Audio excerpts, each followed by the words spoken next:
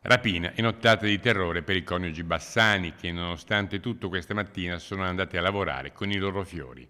I rapinatori si sono introdotti nella loro villetta di via Culiada, lungo la strada che da Feltre porta a Fonzaso, legandoli e chiudendoli in bagno. Le urla delle vittime hanno richiamato l'attenzione di alcuni vicini che hanno allertato i carabinieri, prontamente intervenuti.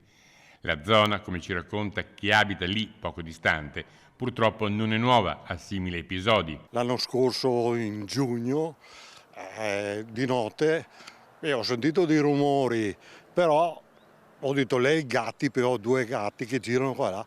Poi mi sono alzato alle 2 ad andare in bagno, ho trovato un casino, mi hanno aperto i cassetti, ha preso il portafoglio di mia moglie, il mio, i recini e hanno portato via. Per fortuna mi hanno lasciato gli documenti, però non più dormito dopo, è stato un stress continuo perché non pensavo. Indagini coordinate dall'autorità giudiziaria sono in corso da parte dei carabinieri di Feltre e Belluno.